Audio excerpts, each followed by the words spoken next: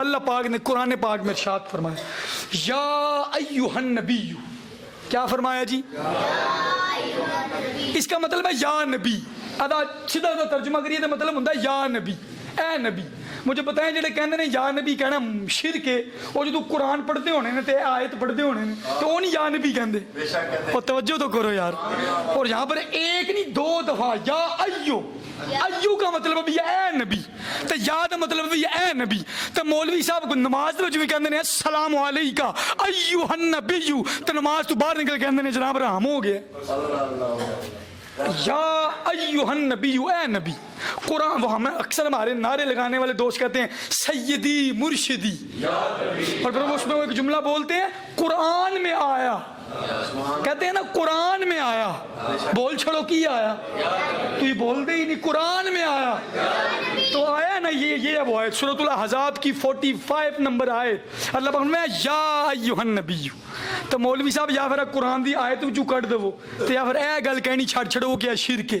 اور مولانا بشیر صاحب کہتے ہیں ہمیں مشرک کوئی کہتا ہے تو کہتا رہے، لیکن اور رہے گا بس یہی نعرہ ہمارا یا رسول اللہ. اور ایک شاعر نے تو کمال کیا، وہ کہتا ہے یہ نعرہ یا رسول اللہ لگانا ہم نہ چھوڑیں گے، تیرے میلاد کی محفل سجانا ہم نہ چھوڑیں گے، یہ نعرہ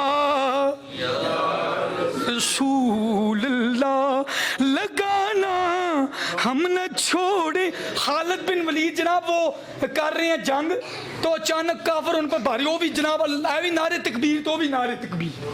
جنگ یمامہ مسلمہ کذاب کے خلاف وہ بھی کہتے ہیں نعرے تکبیر، ادھر بھی کہتے ہیں نعرے تکبیر اللہ بڑا ہے. تو انہوں نے حضرت ابوبکر صدیق رضی اللہ عنہ کہا ادھر بھی نعرے تکبیر تے نعرے تے ادھر بھی. تو حضرت ابوبکر صدیق نے کہا پر تسی نعرے رسالت لاؤ. اور پھر سب صحابہ کا اس دن حضور کے وصال کے بعد یہ جنگ یمامہ ہوئی ہے ختم نبوت پہ پہرا دیتے ہوئے. تو جناب اعلیٰ وہاں پر صحابہ کا نعرہ کیا تھا؟ یا محمد آہو یا رسول اللہ، یا محمد آہو یا. تو یہ نعرہ یا رسول اللہ لگانا ہم نہ چھوڑیں گے، تیرے میلاد کی محفل. بلکہ شاعر کہتا ہے کہو تو چھوڑ دیں گے ہم جہاں کی محفلیں ساری، پر تیرے میلاد کی محفل سجانا ہم نہ چھوڑیں گے، یہ نعرہ یا رسول اللہ ایھا النبی. ادا ترجمہ کیجیے اے غیب کی خبریں بتانے والے میرے سونے محبوب.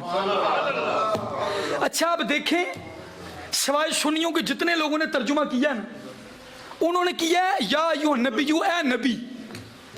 پہلے تو میرے ذہن میں آیا کہ شاید ان کو ان کی عربی کمزور ہے، انہوں نے پتہ نہیں نبی دا معنی کی ہے. پھر میرے ذہن میں آیا جی عربی نہ آندی ہوندی تو پورے قرآن دا ترجمہ کینج کر گئے. پھر میرے ذہن نے مجھے جواب دیا شاہ جی عربی کمزور نہیں ہے، انہوں دا ایمان کمزور ہے. عربی کمزور نہیں کی ہے جی، ایمان کمزور ہے. یا ایھا النبی، اے میرے غیب کی خبریں دینے والے سونے محبوب.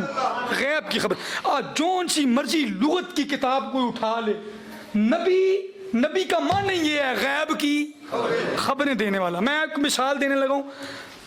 آپ کسی ڈرائیور کو کہیں ڈرائیور صاحب گاڑی چلا لیندے ہو، ڈرائیور صاحب آپ گاڑی چلا لیتے ہیں، گاڑی ڈرائیو کر لیتے ہیں، تو وہ آگے سے کیا کہے گا آپ کو؟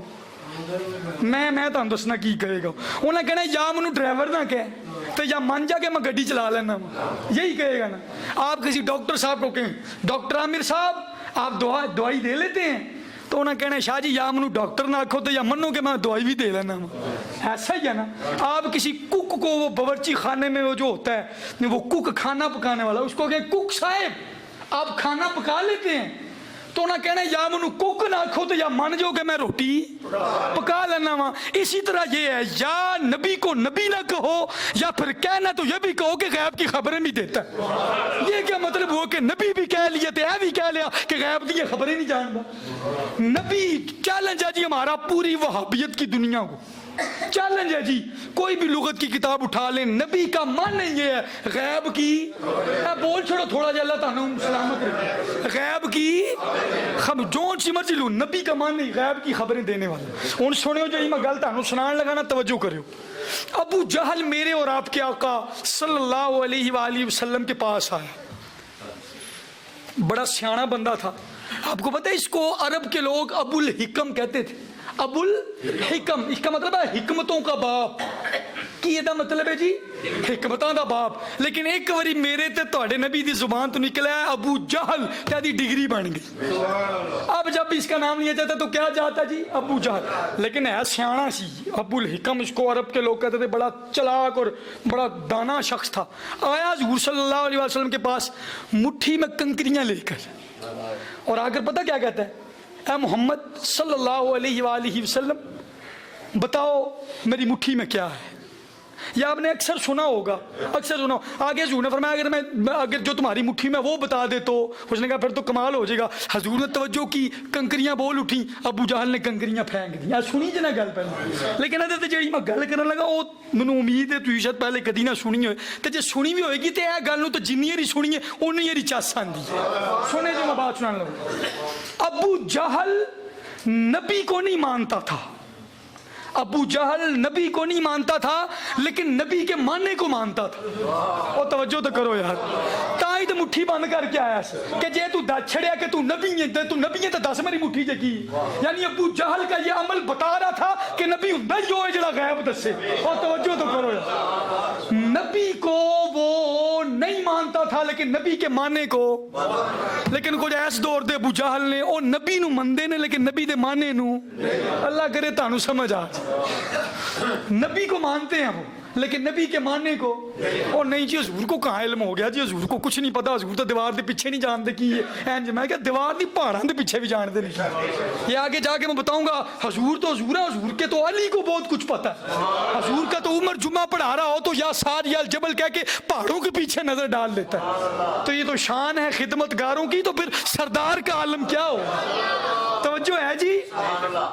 ابو جہل یوں مٹھی بند کر کے لایا, بتاؤ میرے مٹھی میں کیا ہے. سرکار نے کہا اگر میں خود اگر وہی بتا دیں تو. اچھا حضور کے جواب سے ہی پتہ چل گیا.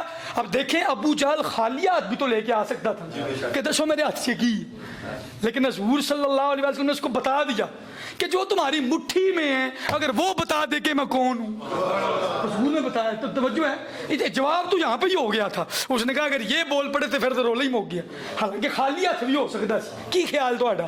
اب کیا ہوا, حضور صلی اللہ علیہ وسلم نے ان کنکریوں پر توجہ کی تو وہ کنکریاں ابو جہل کی مٹھی پہ بول پڑی, حاذا محمد الرسول اللہ صلی اللہ علیہ وسلم. اب بات یہ ہے, میں آپ کو جو بات کہنے لگا, کنکریاں ابو جہل کی مٹھی کے اندر تھیں. کنکریاں نہ آنکھ سی, نہ ذہن سی, نہ زبان سی, نہ جان سی. اگر کنکریاں ابو جہل کی مٹھی کے اندر بند تھیں تو زہرا کے بابا کے توجہ کرنے سے اگر وہ کنکریوں کو مٹھی کے اندر پتہ چل گیا باہر محمد کھڑے ہیں, تو حضور کی توجہ سے تو کنکریوں کو علم غیب آ گئے, تو پیچھے کیڑی گل رہ گئی.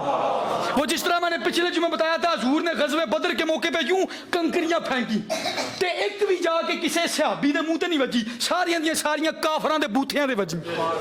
ابو بکر صدیق کو نہیں لگی, عمر فاروق جناب مولا علی کو نہیں لگی, ڈائریکٹ جا کے جناب اتبا شیبہ ابو جہل انہوں نے بوتھیاں تے جا کے بجیاں. کیوں؟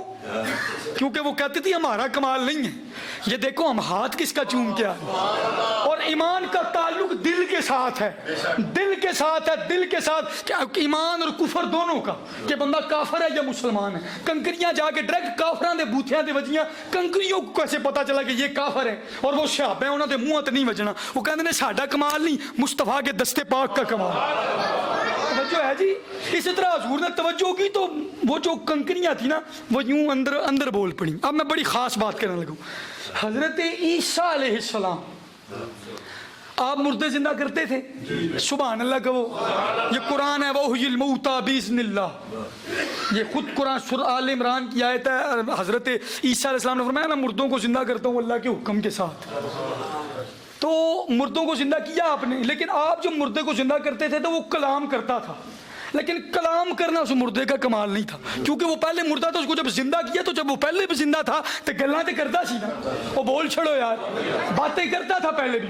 وہ زندہ کیا تو وہ کلام کرنے لگا. یہ کمال کوئی نہیں. لیکن کمال تو ادھر ہے نا. ابو جہل کی مٹھی کی طرف اشارہ کیا، جڑیاں کنکریاں بے جان نے، بے زبان نے، بے شعور نے. حضور نے اشارہ کیا، توجہ کی تو کنکریوں میں جان بھی ڈالی، زبان بھی ڈالی، شعور بھی ڈالا، علم بھی ڈالا اور علم غیب بھی ڈال دی. اور انہوں نے بتایا کہ یہ باہر جناب رسول اللہ صلی اللہ علیہ وآلہ وسلم ایک اور گل دسن لگا. اچھا ابو جہل کو جب سرکار نے کہا یہ بتا دیں تو تم کہہ رہے ہو کہ میں تمہیں بتاؤں کہ میری مٹھی میں کون ہے، اگر وہ بتا دیں کہ میں کون ہوں تو پھر. تو اس نے کہا بتا دیں. سرکار نے اشارہ کیا. اتنی دیر تک جب تک سرکار نے اشارہ نہیں کیا تو وہ کنکریاں یوں بند تھی ابو جہل کی مٹھی میں.